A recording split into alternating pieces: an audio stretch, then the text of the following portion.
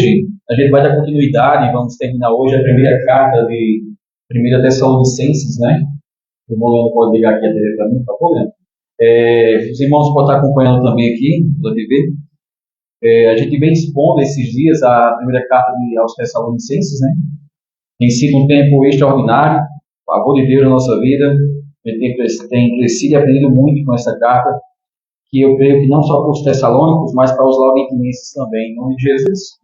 Amém? A palavra de Deus exposta, fala conosco, fala aos nossos corações, à medida que Deus fala com o que a gente precisa ouvir, em nome de Jesus. 1 Tessalonicenses, capítulo 5, a gente vai estar meditando hoje a partir do verso 12, e vamos caminhando para o final, que é o verso 28.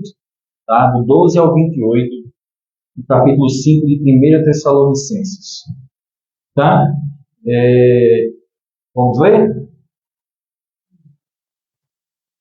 Vamos lá. Diz assim, ó.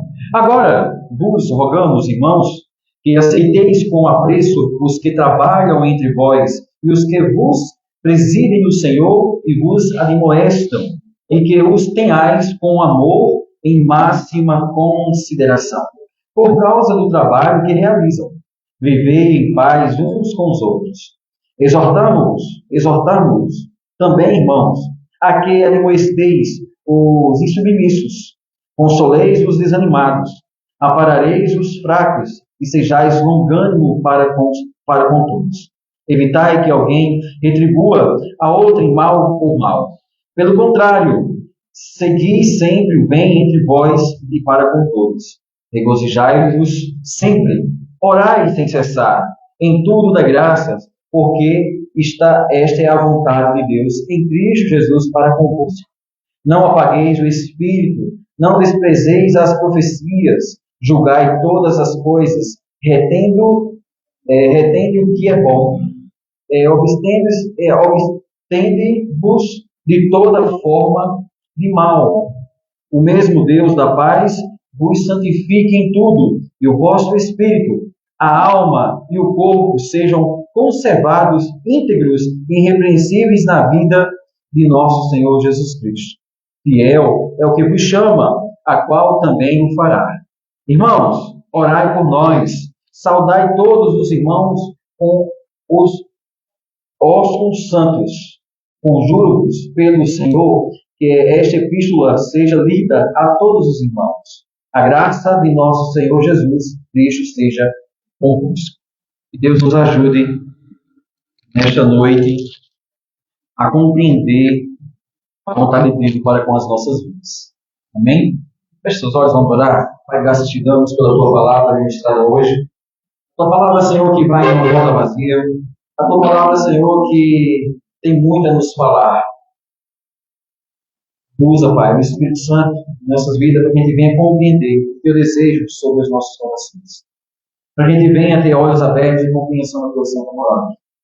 Para que a gente cresça nela, se fortaleça nela. E louve e agradeça o teu santo nome por meio da tua santa palavra, por teus ensinamentos, Senhor Jesus. Graças te damos, Pai, em nome do Senhor. Amém. Louvado seja Deus. O microfone está bom assim, amados? Eu também é esquisito. Estou achando estranho. Né? Amém? Oi. Deus é bom.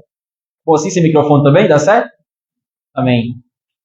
Amados de Deus, o apóstolo Paulo aqui, ele já tratou diversas áreas da vida do cristão como para com a igreja, né? Apesar que a igreja de Tessalônica era uma igreja que ela era uma igreja exemplar para as demais igrejas.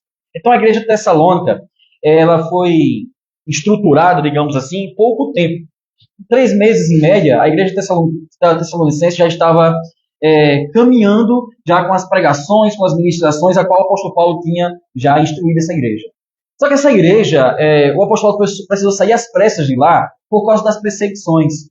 Então essa igreja ficou caminhando aí, dentro de seus 3 meses, com aquilo que ouviu.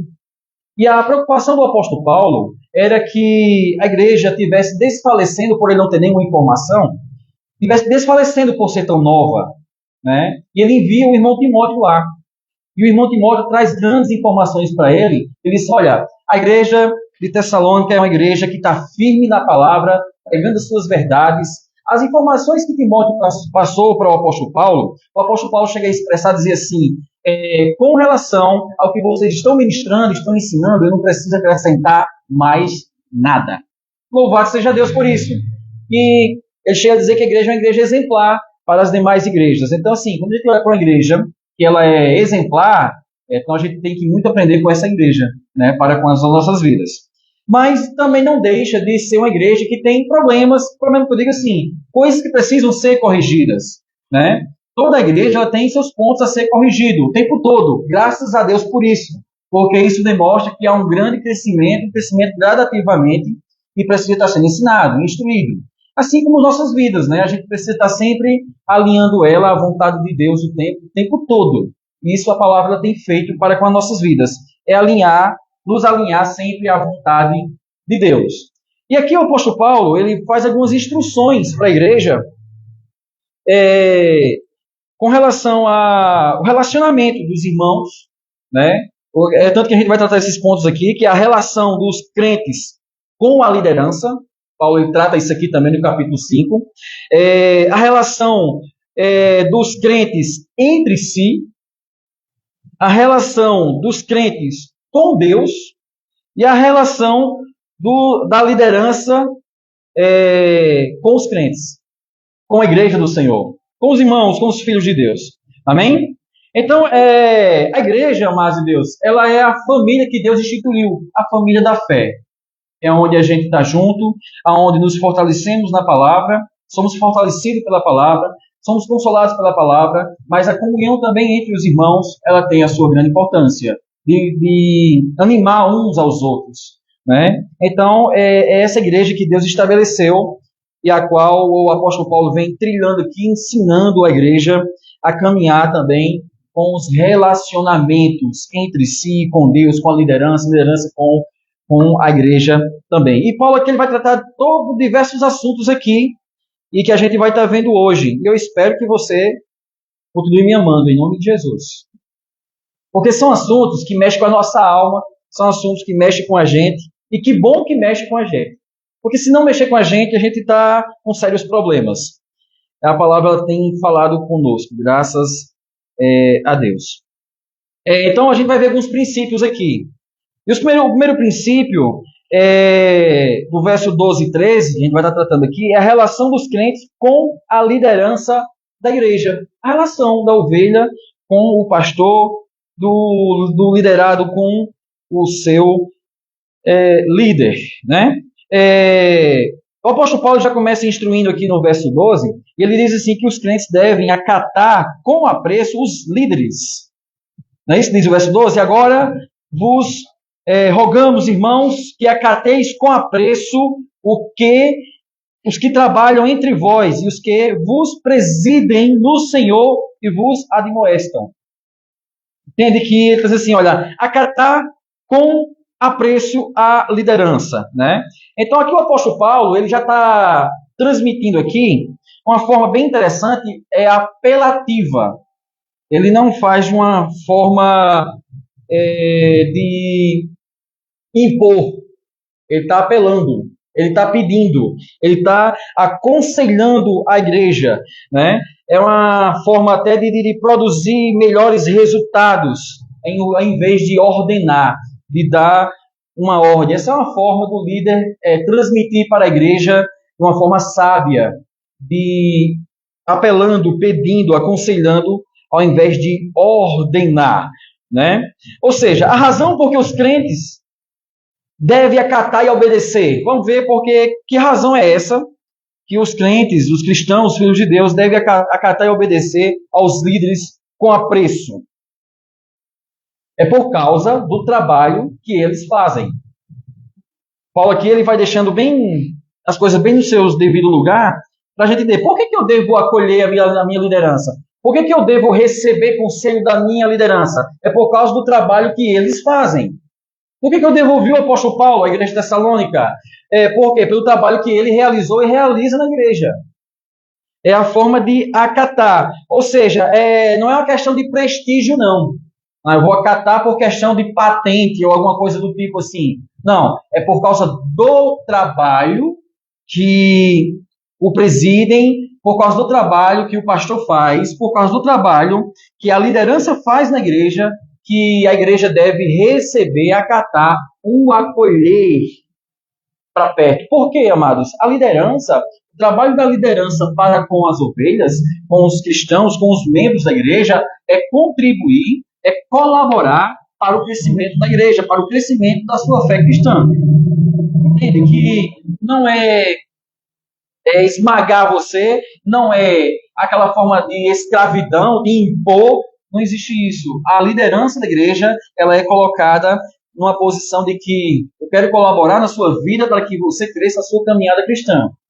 Por isso, é pelo fato do trabalho que realizam, como o apóstolo Paulo está falando aqui, que a igreja de Tessalônica deveria acatar a liderança, receber a liderança e ser aconselhado por ela, se deixar ser aconselhado, né?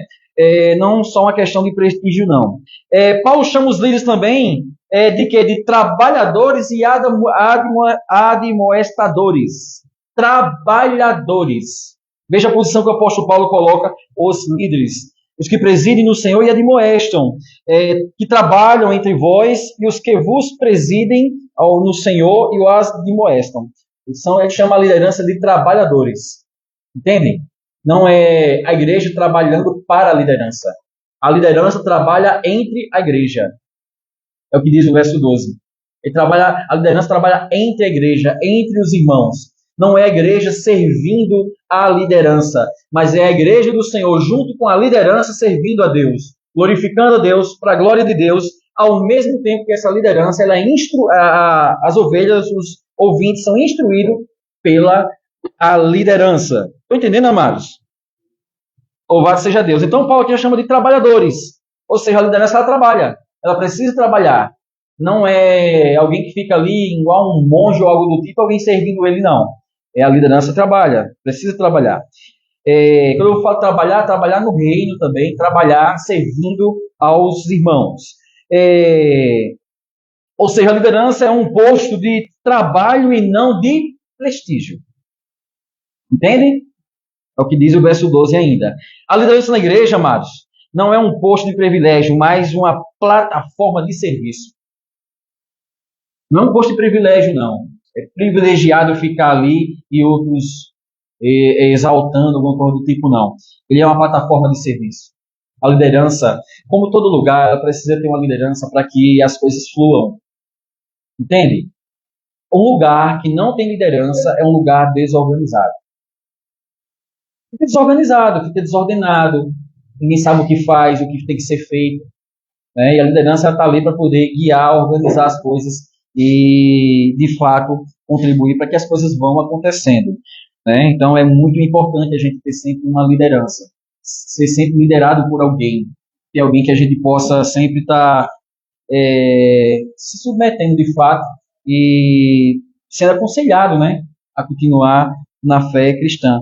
Eu digo isso também, não só na igreja, mas se você for ver, no trabalho é necessário ter uma liderança. Nossa casa precisa ter uma liderança para que as coisas fluam. Senão, já imaginou um lugar onde todo mundo manda? Onde todo mundo faz o que quer? Já viu aquele ditado que panela que muito mexe? Não sai boa não, né? Então, quando é organizado por alguém, a coisa de fato, ela funciona. Eles não vivem, os líderes não vivem para explorar as ovelhas, mas para apacentar as ovelhas. A liderança ela não está para explorar ovelhas, mas para cuidar das ovelhas.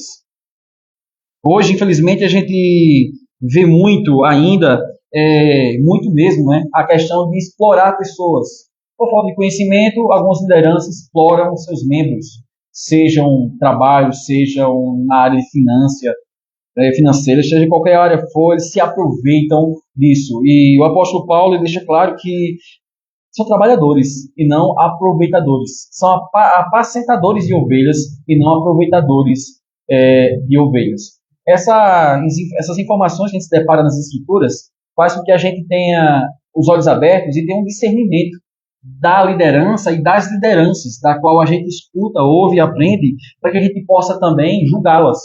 É necessário, amados. A gente cresceu com o entendimento de nós não vamos julgar ninguém, não vamos julgar. Você precisa julgar as pessoas, agora julgar diante por meio das Escrituras. Precisa julgar. Porque quando você julga a liderança, principalmente por meio das Escrituras, você vai ver se de fato a liderança está de acordo com a vontade de Deus ou não. Entendem? Ou seja, apacentá-las, né? E não se aproveitar ou explorar as ovelhas. A liderança é um trabalho de exortação e encorajamento. A liderança ela é levantada para exortar e encorajar. Ela é levantada para corrigir e encorajar as pessoas a continuar avançando no reino, avançando na fé a qual ela defende. Aí você pergunta assim, é uma posição muito boa, se coloca no lugar de alguém que tem que corrigir uma outra pessoa, nos seus defeitos, que às vezes aquela pessoa só acha que só ela sabe, e você tem que corrigi-la com amor, mas com sabedoria, e falar algumas verdades, correndo o risco de você ser odiado por ela o tempo todo, ou o resto da vida, dependendo da forma que ela vai interpretar você, ou vai se posicionar diante da sua correção. O fato da correção, amados, ser uma correção por amor, para crescimento, para fortalecimento. Então, ou seja, a exortação, ela não é fácil para a liderança. Essa é uma das áreas mais difíceis da liderança exercer, que precisa ser exercida. Entende? E quando o liderado, a ovelha do Senhor, os cristãos, os membros da igreja, se deixam ser corrigidos pela sua liderança, seja no interno, amados, é um crescimento extraordinário. Extraordinário. Porque ela que se submete a isso também, ela também se submete à questão de ser corrigida pela palavra de Deus. Entende? Orientação pela liderança, e a palavra de Deus ela nos corrige, assim também como nos encoraja. A gente meio desanimado, né, e tal, a palavra vem, nos encoraja a continuar avançando no reino de Deus. Os crentes devem amar, considerar profundamente os líderes espirituais. Deve amar e considerar profundamente os líderes espirituais. Como é que você vê isso? Vamos ver agora o verso 13. Diz que os tenhais com amor e em máxima consideração. E com amor e máxima consideração. Por causa do trabalho que realizam, vivei em paz uns com os outros. Veja que ele diz assim, por que o crente, no caso, ele tem que ter consideração, né? Deve amar a sua liderança por causa do trabalho que realiza. Por causa do trabalho que realiza. Qual o trabalho da liderança que ele tem sido colocado para realizar diante da igreja? É cuidar da igreja. Quando você vê um líder que cuida da igreja, que cuida de você, que se preocupa com você, está ligando para você, manda uma mensagem, e aí como é que você está? Né? É porque, de fato, ele tem cuidado com você. Ele tem cuidado com você. Então, por que não considerar uma liderança que cuida, né? Amar a liderança profundamente, que é os nossos líderes espirituais. Vou dizer para vocês.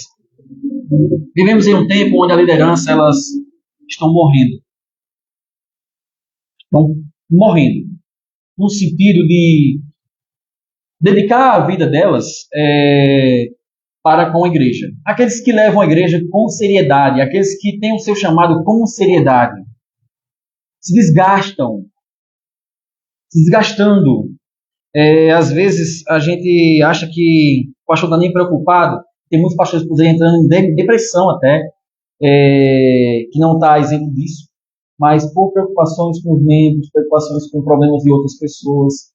Já parou para ver que a liderança ela foi levantada também para cuidar de problemas de outras pessoas? Né? Um psicólogo, é um pastor, ele é um cuidador, é o nosso líder espiritual. Né? E ainda tratando 12 e 13, uma igreja saudável, amados Deus, tem uma liderança bíblica. Uma igreja saudável, ela tem uma liderança bíblica. Entende? Uma igreja ela é conduzida sem ser por meios bíblicos, se ela não for instruída na palavra, ela tem sérios problemas. Então, a igreja ela nunca pode ser fundamentada no pastor. Ela nunca pode ser fundamentada no apóstolo Paulo. Já imaginou se a igreja fosse fundamentada no apóstolo Paulo? A coisa dava errado. Ou em Timóteo, ou qualquer outro líder que ele levantasse e enviasse lá para a igreja de Tessalônica. Mas a igreja ela precisa estar estabelecida nas Escrituras. E quando é que ela está estabelecida nas Escrituras? Quando a liderança ela é uma liderança bíblica. Ela prevalece com a palavra de Deus, expõe a palavra de Deus, né, para que a palavra nos corrija e nos alinhe. E os crentes que amam e respeitam sua liderança em plena medida. Ou seja, uma igreja saudável tem uma liderança bíblica, ao mesmo tempo, crentes que amam uns os outros e respeitam também a sua liderança em plena medida, de acordo com o que a liderança leva para a igreja, que é a palavra de Deus. Os crentes devem tratar essa liderança em máxima consideração, assim como diz a palavra. Com máxima consideração, a igreja tessalônica deveria tratar os líderes com consideração. Por que o apóstolo Paulo disse assim? Tem que ser lideranças bíblicas. Existiam naquela época muitas lideranças itinerárias, que passavam nas igrejas, instruía, traziam a palavra para a igreja, só que alguns traziam algumas mensagens meio estranhas, meio esquisita. Aí o apóstolo Paulo disse assim, que a sua liderança seja bíblica. Gente, ele está dizendo assim, olha, você precisa ter como um manual de fé, de regra, de prática, as Escrituras. A mensagem ela precisa passar à luz das Escrituras. A mensagem precisa ser transmitida de acordo com as Escrituras, para que ela seja, de fato, uma mensagem de Deus. Amém? Uma liderança falou assim, eu até botei aqui o texto. Na igreja do Novo Testamento, honrar não é dada às pessoas, a honra não é dada às pessoas por causa de qualquer qualidade que, porventura, possuem devido ao nascimento ou à posição social. Às vezes, assim, honrar alguém, às vezes, o apóstolo Paulo disse assim, eu sei ser honrado e sei ser criticado também. O comportamento. Aí, honrar, às vezes, a pessoa leva para um extremo. Algumas lideranças não queriam receber honra. Mas como receber essa honra? E Paulo diz que a honra que a igreja deve dar à liderança não é por causa de uma posição social que ela ocupa. Não é por causa da posição social, ou pelo que ela tem, ou por alguma habilidade que ela tenha, que você deve honrar as pessoas. Ou por causa de um dom natural, mas somente com base na tarefa espiritual, para que são chamadas. O líder cristão deve ser um servo e não procurar glória para si. Entende? Então, ou seja, quando é que honramos, e o apóstolo Paulo fala dessa questão de honrar, é necessário até para motivar a liderança da igreja de Tessalônica, ele diz assim, honre pelo trabalho que ela faz. Honre pelo trabalho que ela faz. E quando se honra pelo trabalho que a liderança realiza, Deus é glorificado e não a liderança é glorificada. Mas não deixou de honrar a liderança. Entende? Honrando a liderança e glorificando a Deus. Se os crentes falam mal de seus líderes e o acatam, nem lhes dão a devida honra, a desarmonia e a murmuração toma conta da igreja. A desarmonia, não há harmonia, não há um desânimo, né? Murmuração quando falam mal da liderança. Quando falam, até porque é uma falta de sabedoria. É uma falta de sabedoria muito grande. Quando alguém chegar para você e for falar mal de qualquer liderança, não escuta ela não. E toma cuidado com ela. Entende, amado? Toma cuidado com aquela pessoa que fala mal de liderança. É horrível, é antiético, falta de educação, mas é perigoso. É perigoso. Falta de sabedoria gigante daquela pessoa. Porque às vezes não, o fala mal da liderança é uma pessoa insubmissa, uma pessoa que não se submete, é uma pessoa que não tem conhecimento de nada. para falar mal da liderança. Isso é de toda liderança, seja da igreja, seja do nosso estado, do nosso município, do nosso país. Não podemos falar mal de liderança nenhuma. É falta de sabedoria. Pelo contrário, quando alguém chegar falando mal da liderança, falando mal do pastor, olha, vamos orar por ela. Vamos orar pelo pastor então, já que está errando nisso, naquilo. Vamos orar por ela, para que Deus o corrija. Entende, amados? E um líder, quando ele termina de pregar a sua mensagem, de falar a mensagem, quando a glória não é para ele, é quando Deus é glorificado. Entende? Que mensagem maravilhosa, que Deus bom, que Deus maravilhoso. Você já viu isso? Ou às vezes aquele, que pregador, ele pregou para si mesmo. Né? A mensagem já tem que, de fato, glorificar a Deus, não glorificar aquele que está transmitindo. Outro ponto também é que se os crentes falam... Paulo, ele não dá conselho, mas uma ordem aqui agora. Ele diz assim, a ordem que o apóstolo Paulo dá, ele diz assim, olha, vivei em paz uns com os outros. Não é isso? No finalzinho aí, do verso 13. Viver em paz uns com os outros. Aqui ele já está nem dando um conselho mais não, ele está dando uma ordem. Vivam em paz uns com os outros. Tenha paz, tenha harmonia entre si, harmonia na igreja do Senhor Jesus. Aleluia. Amados, aqui no verso 14 diz assim, exortávamos também, irmãos, que admoesteis os insubmissos. Os insubmissos, consoleis os desanimados, ampararei os fracos, e sejais longânimo para com todos. Deus é bom. Ou seja, outro ponto é a relação dos crentes entre si, entre uns com os outros. E aqui a gente vai aprender um pouco mais também. Né? Ou seja, Paulo passa a aconselhar aqui a comunidade a respeito de quê? Da forma de tratar as pessoas com problemas, necessidades espirituais, uma necessidade especial. Todos nós, a gente tem as nossas limitações. Alguém em alguma área vai ter limitação, lógico. Somos seres humanos. Somos seres humanos. Eu tenho minhas limitações, você tem as suas limitações, só que são em áreas diferentes. Coisas, às vezes, tão simples para alguns, mas para outros é tão aterrorizante, limita ela, trava ela. E o apóstolo Paulo diz assim, vamos consolar, vamos aqui ensinar uns aos outros. Ou seja, o confronto e a exortação, ela não são tarefas exclusivas dos líderes. Às vezes temos essa ideia de que a confrontar, ou exortar, ou consolar é apenas a função do líder. E não é. A Bíblia nos mostra que é serviço da igreja, de toda a comunidade cristã ali, que precisa fazer esse trabalho também. Uns com os outros. Corrigir se for necessário, consolar se for necessário, mas também é tarefa minha e é tarefa sua também fazer isso. E não só da liderança.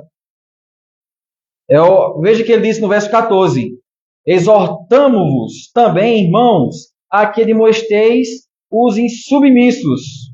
Consolei, veja que exortamo-vos a todos os irmãos. Veja o que diz em Romanos 15, para a gente dar aqui uma base para esse texto. 15 e 14 diz assim, olha, e certo estou, meus irmãos, sim, eu mesmo, a vosso respeito, de que estejais possuído de bondade, cheio de todo conhecimento, aptos para vos admoestardes uns aos outros. Entre si. Ou seja, o apóstolo Paulo ensinando aqui, amados, mais tarde que os líderes equipam os membros para serviço do ministério. Ou seja, a liderança, ela equipa os irmãos, fortalece os irmãos, instrui os irmãos para serviço do ministério. Para que os irmãos cresçam em suas áreas a qual foi chamado, sejam preparados para que eles avancem também. Entende? A igreja, ela não é aquela igreja que precisa todo mundo aqui e só o líder ali, e só é eu e quem manda. Não. Paulo está dizendo assim, olha, precisa instruir uns aos outros, corrigir uns aos outros para que todo mundo cresça e avance. naquilo, no ministério, né, que foi chamado para serviço do ministério, para serviço do Senhor. Em muitas igrejas, porém, os membros, sabe o que fazem? Pagam seus pastores para fazer a obra por eles, enquanto ficam o quê? Apenas observando. É muito mais fácil. É muito mais fácil eu frear o meu chamado e ofertar e dizimar na igreja e o pastor que cuide. Entendem? Isso não é ter amor, isso não é ter cuidado. Lembra que eu estou falando do ponto do relacionamento entre os irmãos. Relacionamento da igreja. A igreja não pode fazer isso. Não, está aqui, eu já colaboro, eu contribuo, então pronto, o pastor que resolva, a liderança que resolva. Nós aqui é entre os irmãos. O trabalho também é nosso. A igreja ela não pode ser apenas meros ouvintes. Não podemos ser esquentadores de bancos, mas precisamos o quê? Contribuir e colaborar para o crescimento de outros irmãos. Isso cabe a mim, também cabe a você. Assim cabe ao apóstolo Paulo, como cabe também aos demais irmãos da igreja. É trabalho, as pessoas não querem serviço. Mas o trabalho da igreja ela é muito mais importante do que o trabalho que você faz no secular.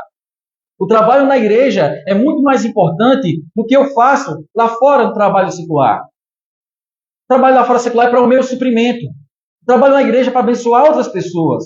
Tem tudo a ver, com certeza, com o reino.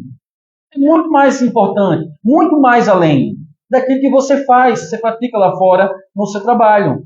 Então, assim, às vezes a gente menospreza isso na igreja, o serviço da igreja, e nos especializamos, nos qualificamos para o trabalho lá fora e abandonamos os irmãos. E ainda bota a culpa na liderança. Entende? É responsabilidade de toda a igreja cuidar uns dos outros. E não só, porque a oferta, então agora a liderança lá e resolve. E não funciona assim, né?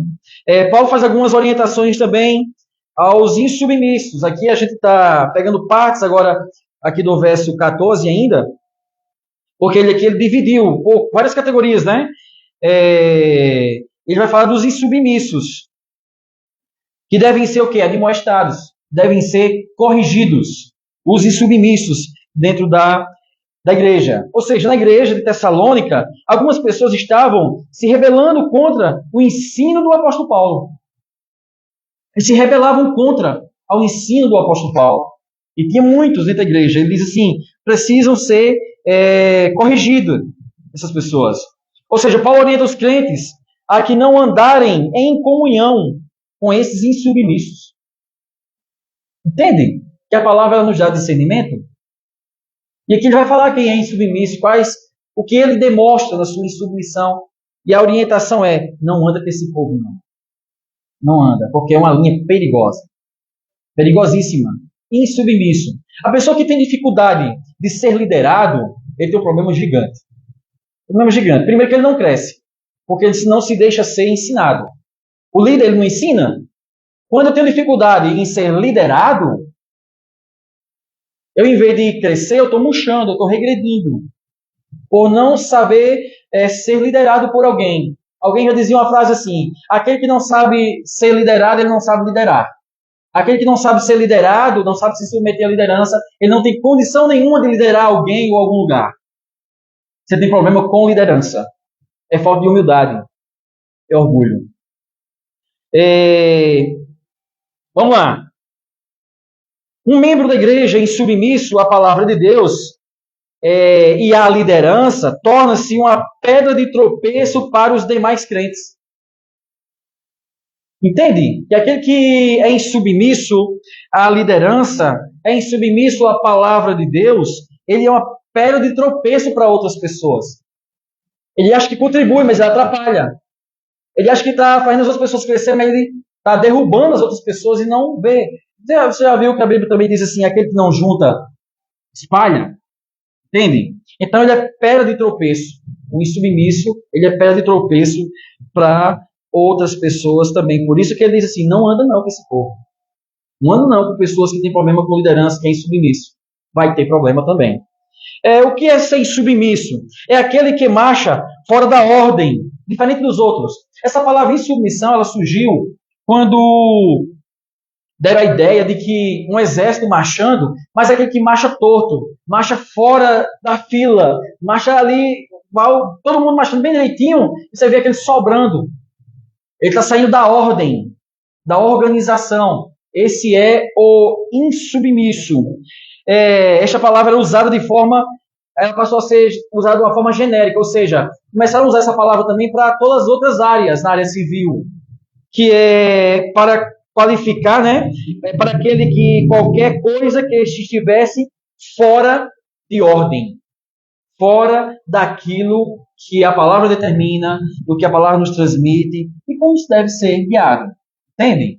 É uma pessoa insubmissa, ela é fora do contexto, ela não se encaixa, ela não casa, é uma pessoa insubmissa. Nessa passagem, a referência que o apóstolo Paulo faz, né, que é preguiça. Preguiça está relacionado à insubmissão. Negligência do dever está relacionado à insubmissão. Atitudes que caracterizam certos membros da igreja. Essas atitudes são a característica da pessoa insubmissa. Entende? Vamos lá. Uma pessoa que tem preguiça. Preguiça que eu falo não para as coisas seculares, mas para as coisas do reino. Você conhece pessoa assim? Trabalhadora lá fora, mas não pode contar com ela dentro da igreja? Não pode contar com ela nas coisas do Senhor? Pessoa preguiçosa. Faz tudo, mas quando se relaciona às coisas de Deus, nem conversa. Estou muito ocupado, mas não vai fazer nada.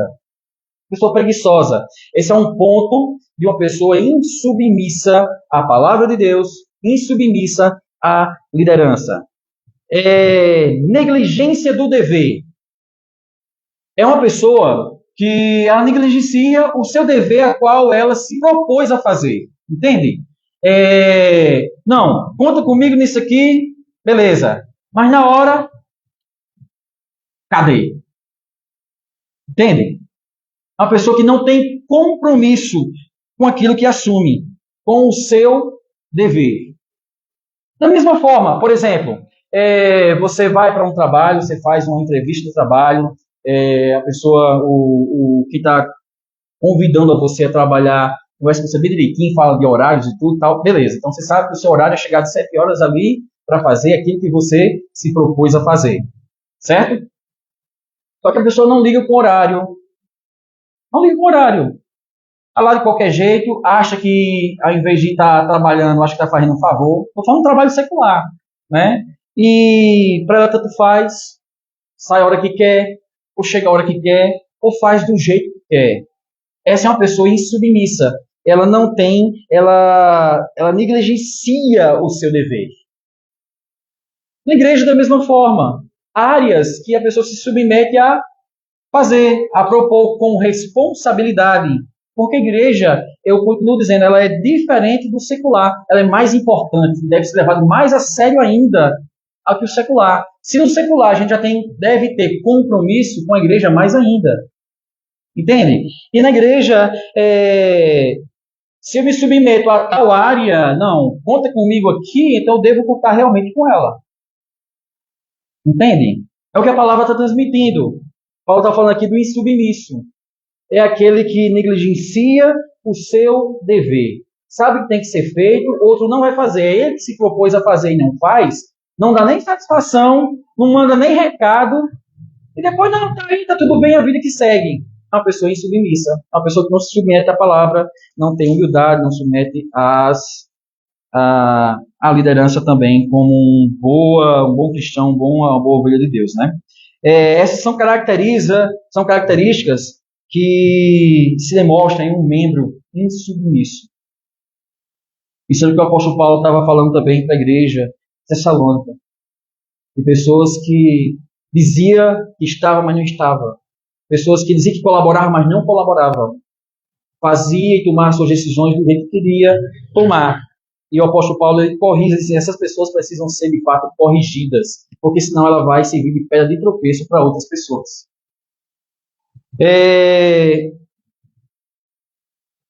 Os desanimados, a Bíblia fala aqui também dos desanimados. Ele diz, olha, gente, os desanimados precisam ser consolados, como diz o verso 14. Precisam ser consolados, cuidados, né? Enfraquece com as provas e perde a alegria. Os desanimados é aquele que, eu não sei se é só eu, mas se isso acontece com você também, de ter problemas na vida. Adversidades, dificuldades.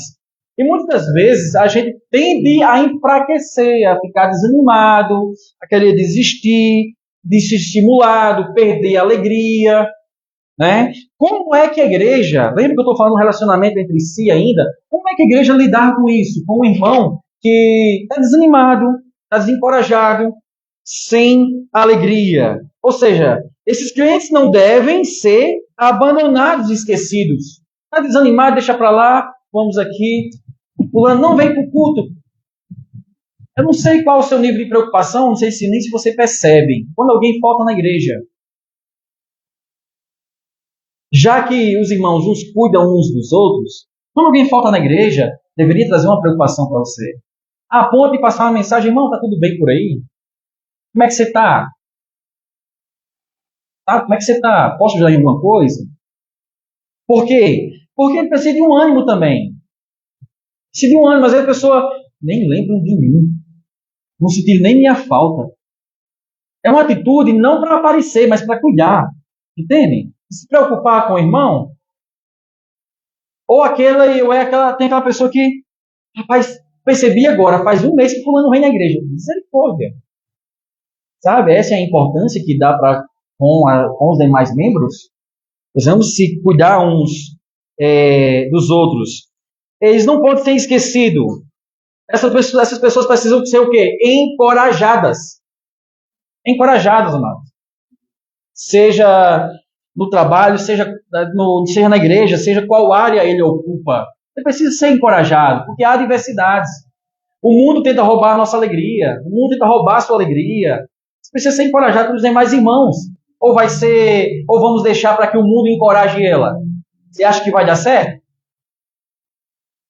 Sabe como o mundo vai dizer? Homem, sai disso, homem, isso tem futuro não. Venha para cá, vamos para a festa tal, vamos para tal lugar. E aí já foi, irmão. E sabe o que a maioria faz? Minha condena, tá aí, ó. Abandonou a igreja, foi embora, sumiu, ninguém falou nada. E a culpa é de quem? É do pastor. Às vezes o pastor não está nem sabendo de tal situação, onde o irmão poderia ter colaborado, contribuído, encorajado, para que não chegasse a tal ponto. Mostrar que, de fato, que as adversidades, elas colaboram para o nosso bem. Mostrar, uns para com os outros, que é o que a Bíblia diz. Tem de motivo de grande alegria, Tiago, capítulo 1. Passados por várias provações. Porque todas as coisas cooperam e colaboram para o nosso bem. Romanos 8. Está lá, pode surgir um monte de coisa. Mas diante de todas essas dificuldades, você é mais do que vencedor. A Bíblia está cheia de encorajamento para a gente poder transmitir. E a gente também está se fortalecido nisso. Para que a gente possa continuar avançando e não desistindo da nossa caminhada. Que tu está colaborando, né? Paulo também fala dos fracos. E os fracos aqui está relacionado à espiritualidade. A espiritualidade, os fracos na fé. Os fracos, ele diz que devem ser amparados. Os fracos devem ser amparados, cuidados, né? Alguns estavam o quê? Caindo. Aí onde você vai ver, mas o que fraqueza é essa espiritual? Os pontos que eles estão caindo. Exemplo, alguns estavam caindo na sedução e da impureza sexual. Os que os rodeava, caindo na sedução e na impureza sexual. Os fracos na fé. Essas pessoas precisam o quê? De ajuda.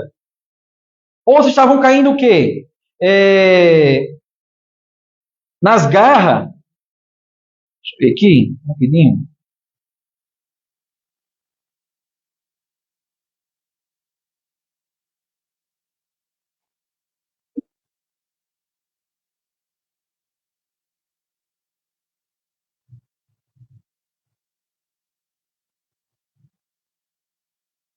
Outros estavam caindo nas garras do legalismo e perdendo a alegria da sua liberdade em Cristo.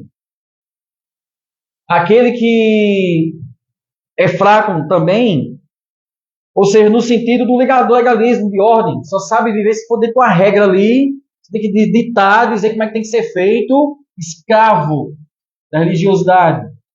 E perde a liberdade cristã, que também não é livre para fazer o que quiser. São dois extremos, né? E isso enfraquece os membros também, que é os fracos espiritualmente. Paulo diz assim, amados, precisamos o quê? Ter paciência com eles. Porque tende alguns querer julgá-lo. Tende alguns querer condená-los. O ser humano tem uma tendência de julgar e condenar antes de oferecer um suporte, antes de oferecer ajuda. Às vezes a gente condena na primeira informação que a gente recebe. E não podemos cair nessa, não. Na primeira informação você já condena. Será que de fato foi? Será que de fato é? É isso mesmo que está acontecendo? É melhor procurar e ajudá-lo.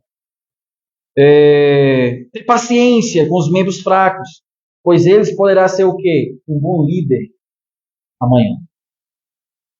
Quantos fracos caíram, que pelo suporte que a igreja dá, é a igreja que dá a essas pessoas são levantadas, são libertadas desses pecados, nascidas, regeneradas, e amanhã ela está contribuindo para a pregação do Evangelho. Contribuindo para que outras pessoas não sejam, para que outras pessoas cresçam também no nome de Jesus. Amém? Tudo isso conta. E é responsabilidade nossa, a igreja do Senhor.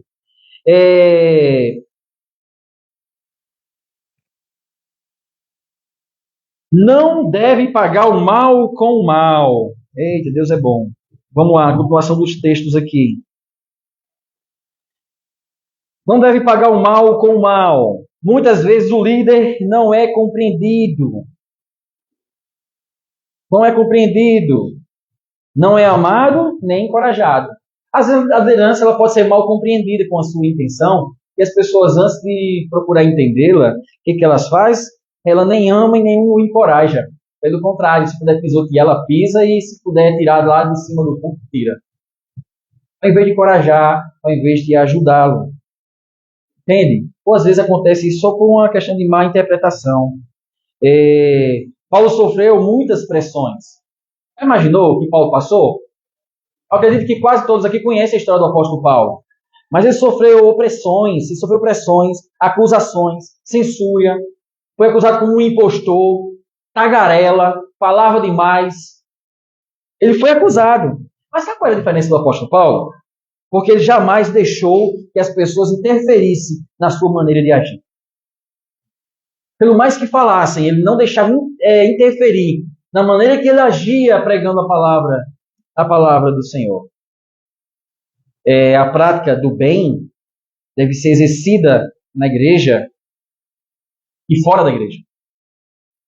A prática do bem, amados, não precisa exercer aqui dentro e lá fora também.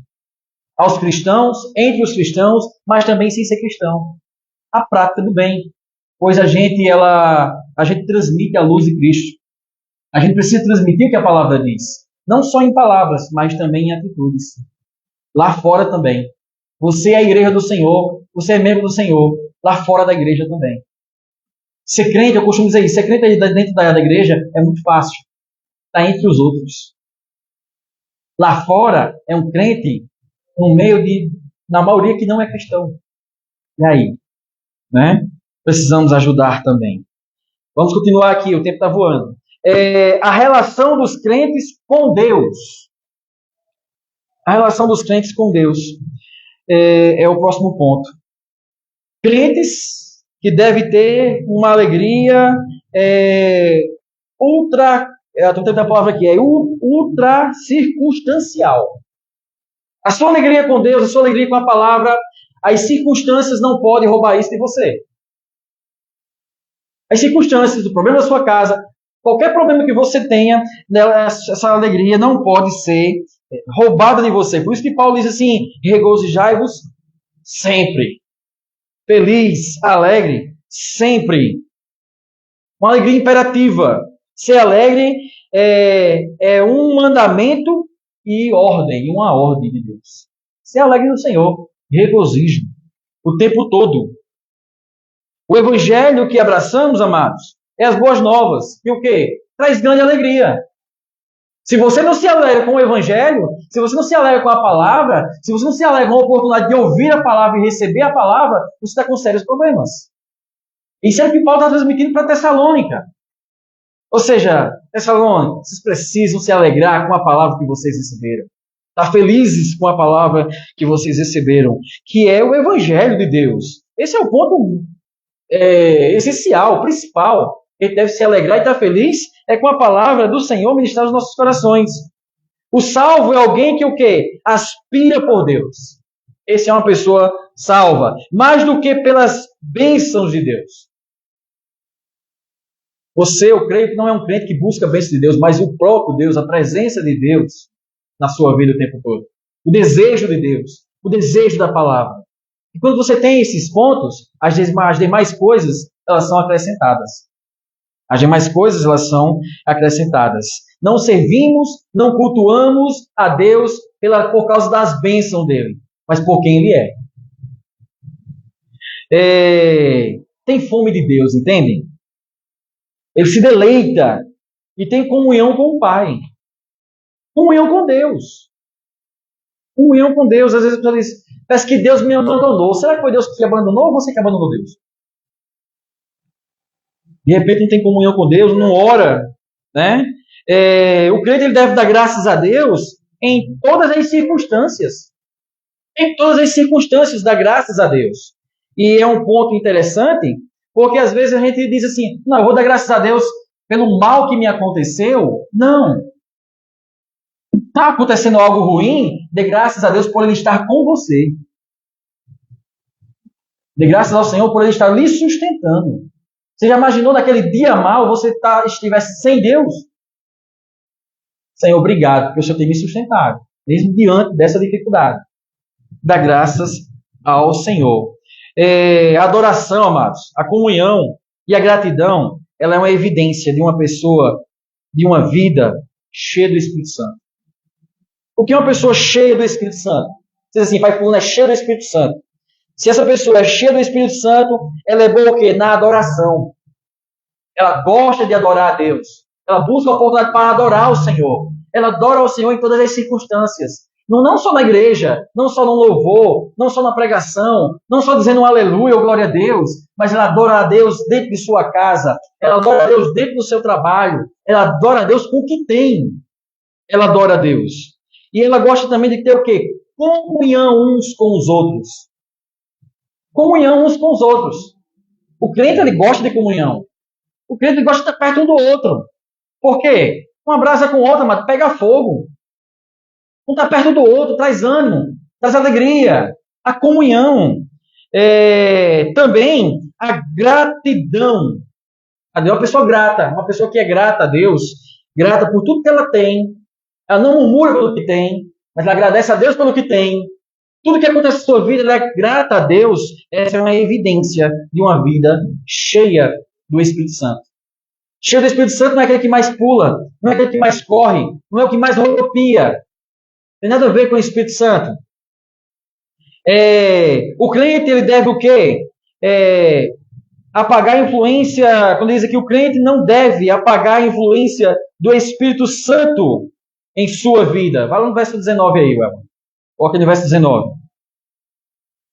Não apaguei o Espírito, a Bíblia diz. Não apaguei o Espírito, verso 19. O fogo como é denominado para o Espírito em algumas circunstâncias nas Escrituras, quando se fala de fogo, está relacionado a Espírito, o Espírito Santo. O fogo, ele fala o quê? De pureza. De pureza. O fogo, ele deixa as coisas mais puras. O fogo, de fato, ele demonstra que, de fato, o que é aquilo ali. Se o fogo, o ouro colocado no fogo, quanto mais fogo nesse ouro, mais puro ele fica. Está relacionado à pureza, a poder, a luz, a calor. O fogo que ilumina, aquece, purifica e se alastra. Qualificações para o fogo, né? Apagamos o fogo quando removemos o quê? O combustível. Se você remover o combustível, o fogo se apaga. Ou jogar terra, ou tirar o oxigênio, o fogo ele vai o quê? Ele vai se apagar.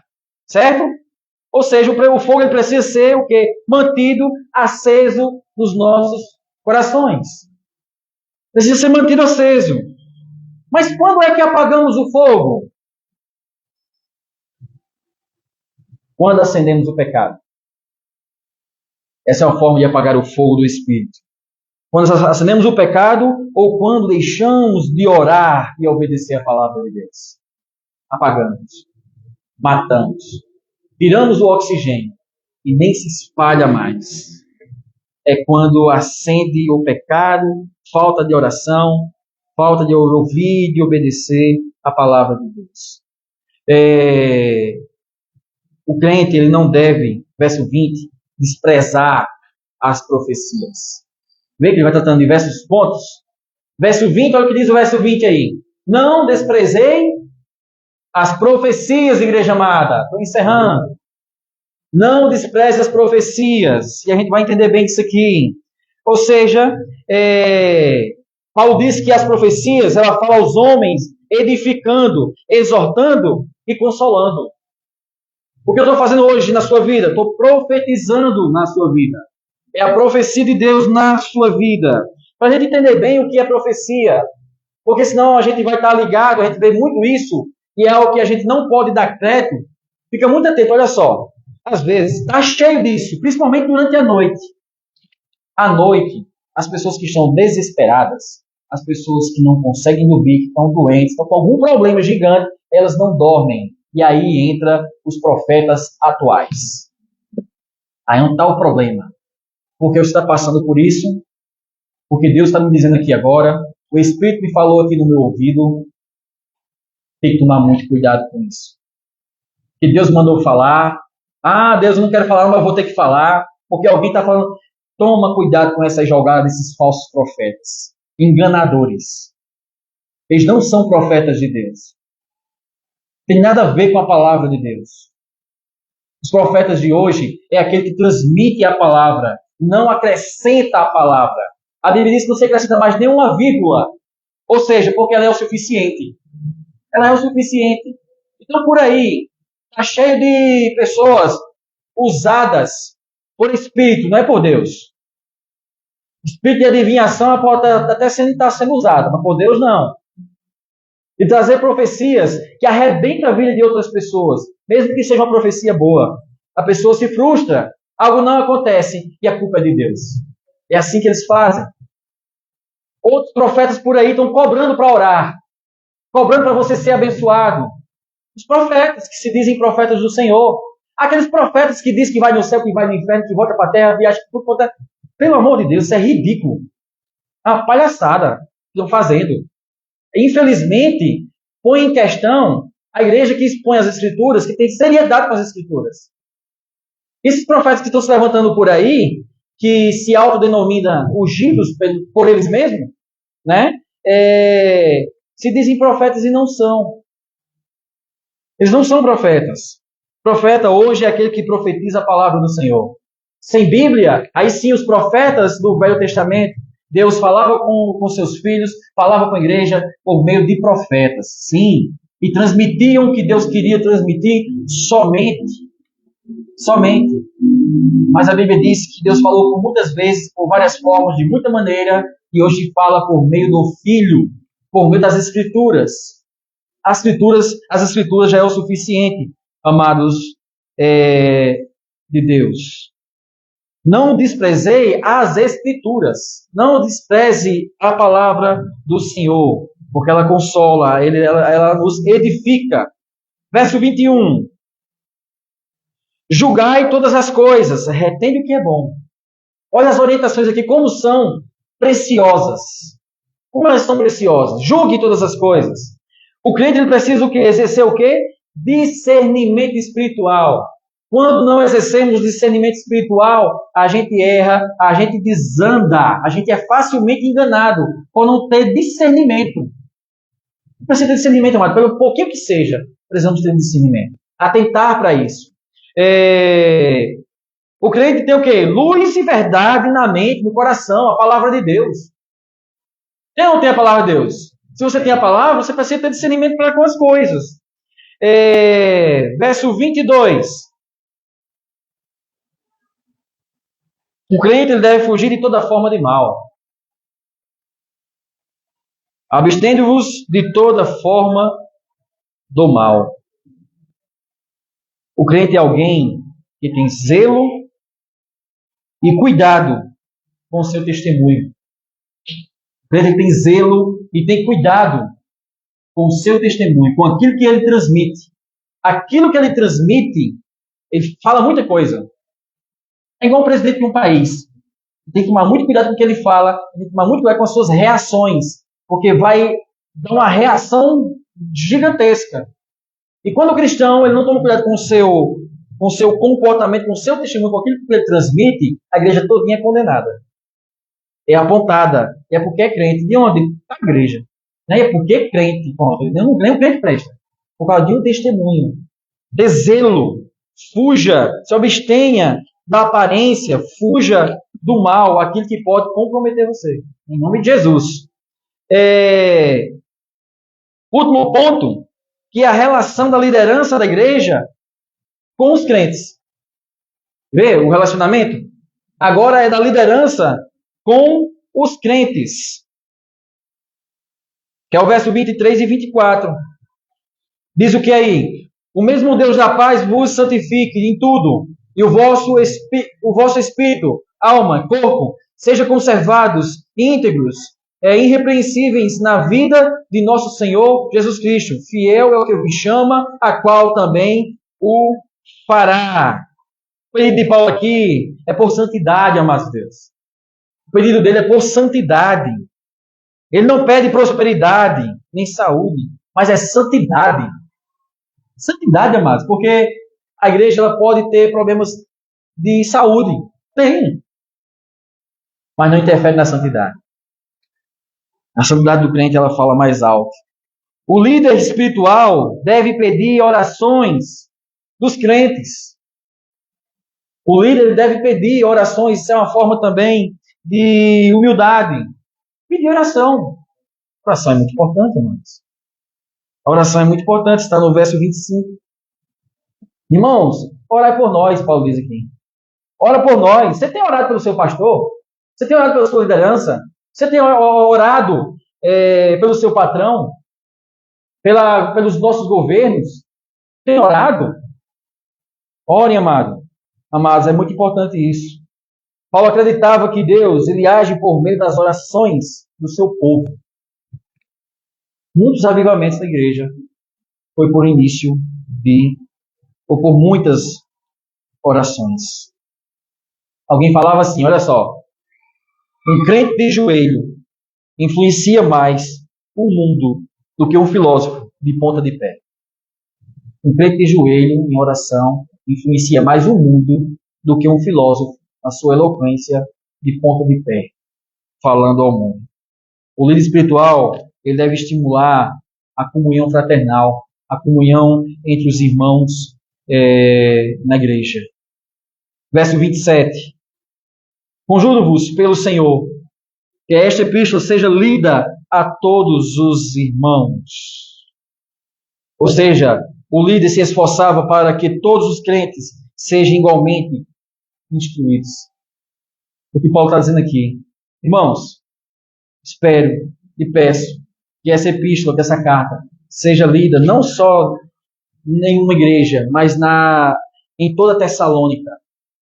As igrejas precisam ouvir essa palavra, essas instruções, para que eles estejam bem instruídos, para que eles continuem avançando no nome de Jesus. Verso 28 ele diz, a graça do nosso Senhor Jesus Cristo seja convosco. A liderança espiritual deve invocar a bênção do Senhor sobre os crentes, o tempo todo. Que a graça de Deus esteja sobre a vida dos cristãos. Entende, amados? Então vamos avançar no reino? Foi para isso que Deus chamou você. Foi para isso que Deus nos chamou, para continuar avançando. Instruído na verdade do Senhor. Honrando a liderança. orando pela liderança, orando pelos irmãos, entre si, em comunhão, para continuarmos avançando uma igreja cheia de saúde, uma fé saudável para a glória de Deus. Amém? Deus abençoe vocês. Vamos orar? Senhor Deus e Pai, graças te damos pela Tua palavra, a qual o Senhor nos ensinou hoje, nos corrigindo, nos alinhando, Pai, para que a gente possa servir ao Senhor conforme a Sua vontade. Graças te damos, Pai, em nome de Jesus, a esse chamado que o Senhor tem nos convocado a servir ao Senhor, a servir com alegria, uma alegria indizível, uma alegria que não é movida por circunstâncias, mas uma alegria que é movida pela Tua palavra. Graças te damos, Pai, em nome de Jesus, pela oportunidade de sermos fortalecidos, de sermos consolados, exortados, confrontados, em nome de Jesus. Graças te damos, Pai. Amém. Louvado seja Deus. Amados,